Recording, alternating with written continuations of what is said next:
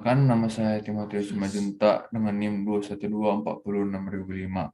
Saya akan menjelaskan rangkuman pembelajaran probabilitas dan statistika.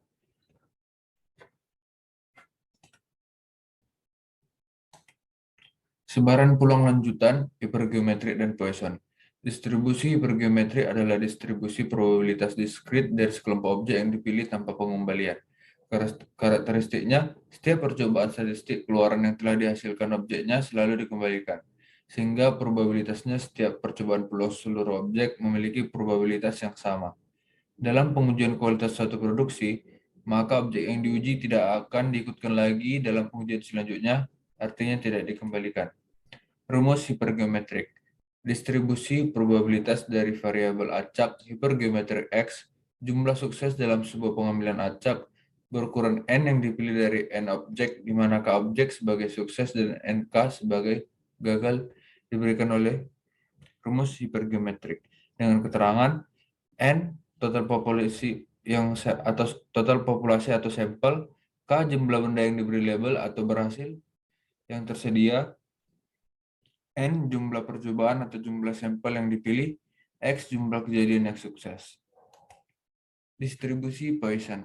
Sebaran peluang Poisson atau distribusi Poisson merupakan distribusi nilai-nilai bagi suatu variabel random X atau X discrete, yaitu banyaknya hasil percobaan yang terjadi dalam suatu selang waktu tertentu atau di suatu daerah tertentu.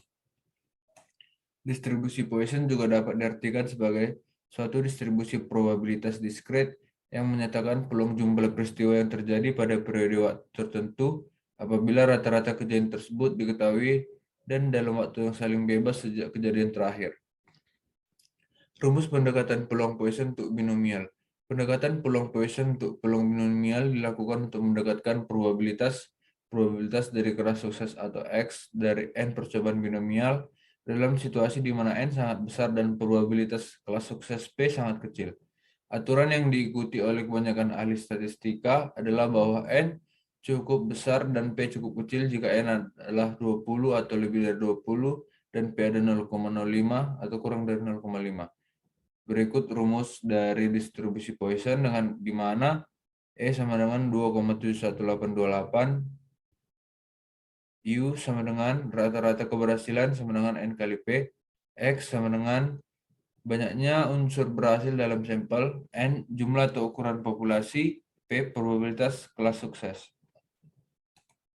Sebaran peluang. Sebaran peluang diskrit merupakan fungsi dari perubah acak yang bersifat diskrit. Beberapa sebaran peluang diskrit yang umum adalah sebaran seragam, sebaran binomial atau yang bisa diekspansi menjadi sebaran multimonomial, sebaran Poisson, dan sebaran binomial negate. Yang kedua, sebaran seragam. Sebaran seragam merupakan sebaran peluang diskrit yang paling sederhana, di mana suatu peubah acak memiliki nilai peluang yang semuanya sama. Sebaran seragam jika suatu peubah acak X dan nilai X1, X2, dan XX memiliki peluang yang sama, maka sebaran diskrit seragamnya diberikan oleh Fx sama dengan 1 per X sama dengan X sama dengan X1, X2, dan seterusnya, XK. Notasi Fxk sebagai pengganti Fx untuk menegaskan ketergantungan F pada K.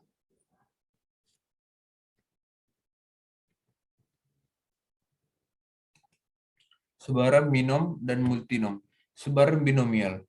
Binomial adalah sebaran diskrit yang digunakan untuk menduga peluang keluaran tertentu muncul sebanyak X kali dalam suatu contoh sehingga berukuran N yang diambil dari suatu populasi tak terhingga di mana peluang munculnya keluaran tersebut konstan sebesar P. Eksperimen binomial harus memenuhi sifat-sifat berikut ini. Yang pertama, eksperimen terdiri dari N buah percobaan berulang. Yang kedua, setiap percobaan memberikan hasil yang dapat disebut atau dilabeli sebagai berhasil atau gagal. Yang ketiga, peluang berhasil yang disebut P bersifat tetap sepanjang percobaan. Yang keempat, percobaan yang satu bersifat bebas secara statistik dari percobaan yang lain. Sebaran multinomial. Distribusi multinomial adalah perluasan dari distribusi binomial. Misalkan sebuah eksperimen menghasilkan peristiwa dengan peluang terhadap eksperimen ini, kita lakukan percobaan sebanyak N kali. Maka peluang akan terdapat peristiwa EK di antara N, ditentukan oleh distribusi multinomial. Ekspektasi terjadinya tiap peristiwa berturut adalah variasinya. Contoh, yang pertama klasifikasi produk manufaktur menjadi 3 golongan: berat, ringan, atau masih dapat diterima, atau acceptable. Yang kedua, pencatatan kecelakaan lalu lintas di perempatan jalan menurut hari-hari dalam seminggu. Yang ketiga, penarikan kartu secara acak, kemudian digolongkan sebagai salah satu dari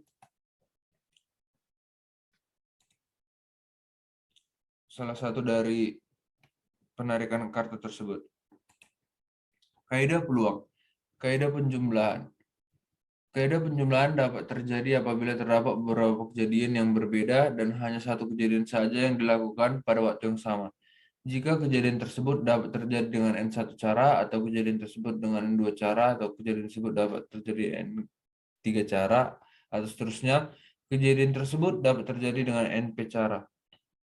Maka kejadian dengan ciri yang demikian dapat terjadi dengan N1 tambah N2 tambah N3 dan seterusnya dan tambah NP cara.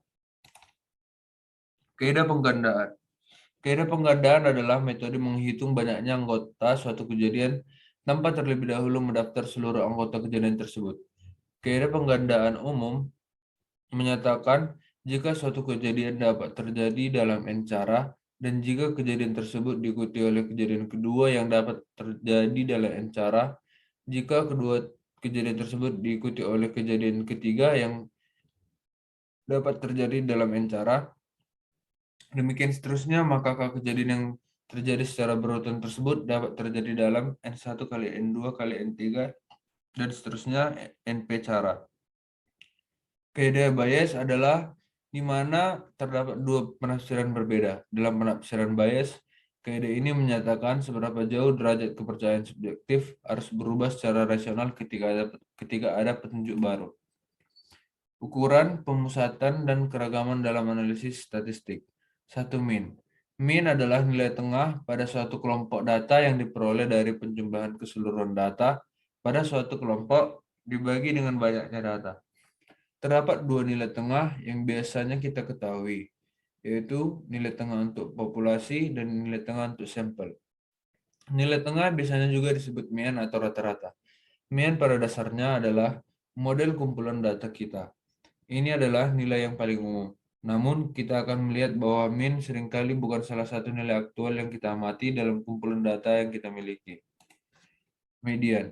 Median adalah suatu nilai yang terletak di tengah kelompok data yang telah diurutkan dari nilai terkecil sampai terbesar atau sebaliknya.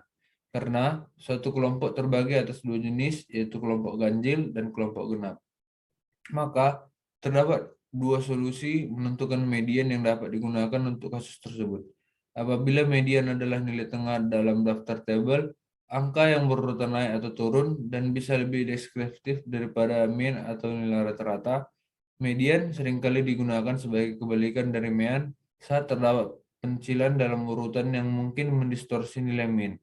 Median suatu urutan data bisa lebih sedikit mengaruhi oleh pencilan data daripada mean atau rata-rata. 3. Varians.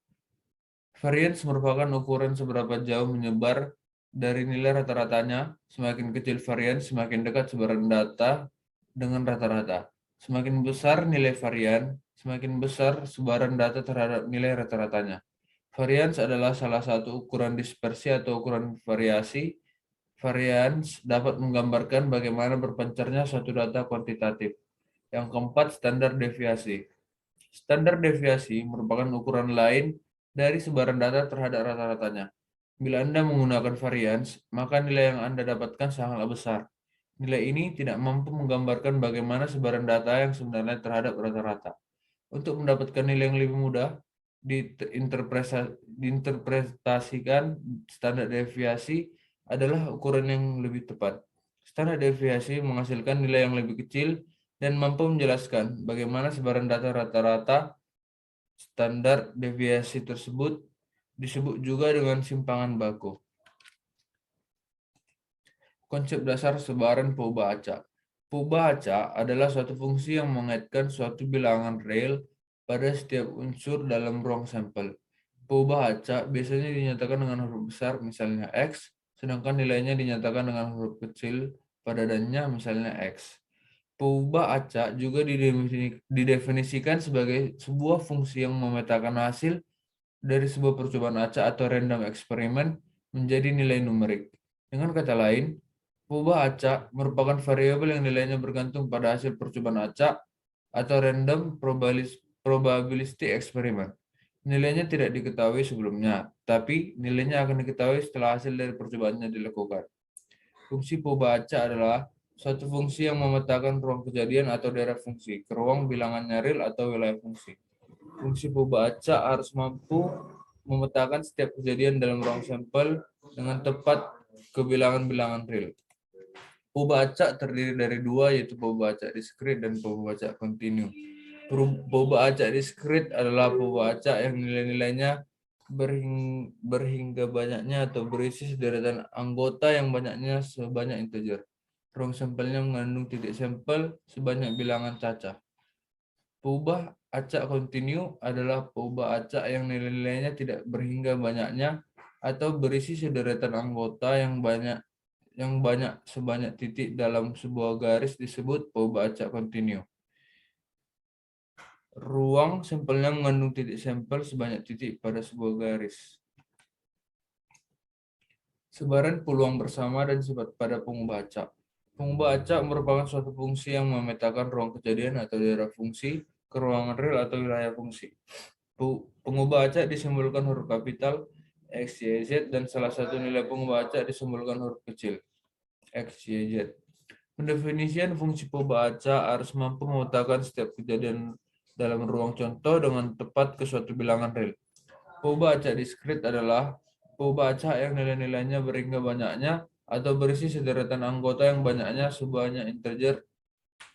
Ruang sampelnya mengandung titik sampel sebanyak bilangan cacah. Peubah acak kontinu adalah peubah acak yang nilai-nilainya tidak terhingga banyaknya atau berisi sederetan anggota yang banyaknya sebanyak titik dalam sebuah garis disebut peubah acak kontinu. Ruang sampelnya mengandung titik sampel sebanyak titik pada sebuah garis. Beberapa sifat-sifat nilai tengah antara lain sebagai berikut. Median dipengaruhi oleh banyaknya observasi atau pengamatan, namun tidak dipengaruhi oleh nilai pengamatan, sehingga nilai median tidak dipengaruhi oleh bilangan-bilangan ekstrim. Median dapat dihitung dari distribusi yang memiliki kelas terbuka, kecuali jika kelas mediannya berada pada kelas terbuka tersebut. Median dapat dihitung dari distribusi yang memiliki kelas terbuka, kecuali kelas mediannya berada pada kelas terbuka tersebut. Median lebih terpengaruh oleh fluktuasi samping, namun ada kalanya untuk distribusi tertentu median lebih konstan terhadap fluktuasi samping. Sebaran frekuensi, penyajian grafik, dan kesetangkupan. Distribusi frekuensi atau sebaran frekuensi merupakan suatu uraian atau ringkasan yang dapat dibuat dalam bentuk tabel suatu kelompok data yang menunjukkan sebaran data observasi dalam beberapa kelas. Dalam suatu tabel frekuensi atau sebaran frekuensi dapat berisi informasi tentang jumlah atau disebut frekuensi. Frekuensi relatif, frekuensi kumulatif kurang dari, dan frekuensi kumulatif lebih dari. Jenis-jenis distribusi frekuensi. Distribusi frekuensi biasa adalah distribusi frekuensi yang berisikan jumlah frekuensi dari setiap kelompok data. Distribusi frekuensi ada dua jenis, yaitu distribusi frekuensi numerik dan distribusi frekuensi peristiwa atau kategori. Yang kedua, distribusi frekuensi numerik. Yang ketiga, distribusi frekuensi peristiwa. Ada distribusi yang pembagian kelasnya dinyatakan berdasarkan golongan data yang ada. Contohnya, distribusi frekuensi mahasiswa pendidikan matematika. Yang kedua, distribusi frekuensi relatif. Distribusi frekuensi yang berdasarkan nilai-nilai hasil bagi antara frekuensi kelas dan jumlah pengamatan.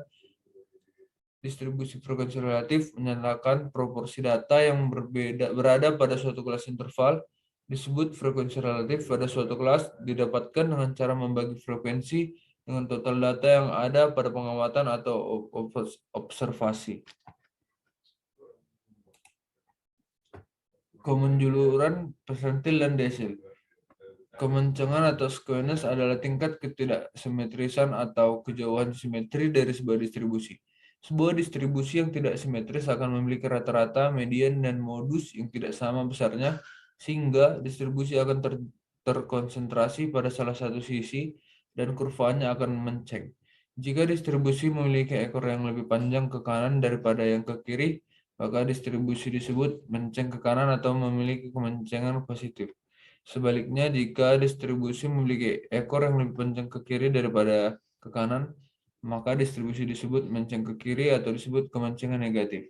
Berikut ini gambar kurva dari distribusi yang menceng ke kanan atau menceng positif dan menceng ke kiri atau negatif. Yang kedua, persentil. Persentil adalah istilah yang digunakan dalam statistik untuk menyatakan bagaimana skor dibandingkan dengan skor lain dalam kumpulan data yang sama. Meskipun secara teknis tidak ada definisi standar tentang persentil. Persentil biasanya dikomunikasikan sebagai persentase nilai yang berada di bawah nilai tertentu dalam kumpulan skor data. Dalam istilah statistik, ada 3 definisi terpisah dari persentil, yaitu yang pertama lebih besar dari. Persentil KI adalah skor I terendah dalam kumpulan data yang lebih besar dari persentase skor I. Yang kedua lebih besar dari atau sama dengan.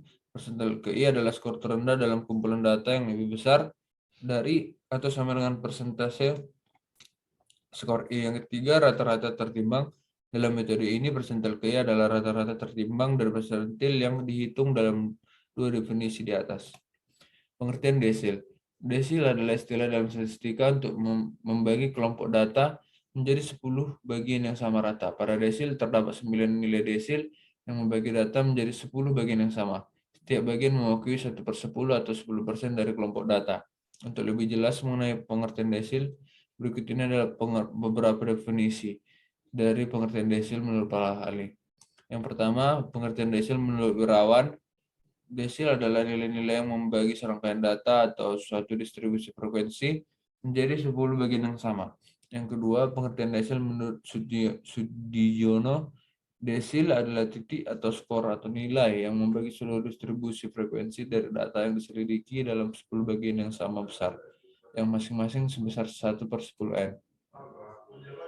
Sekian dari rangkuman pembelajaran saya.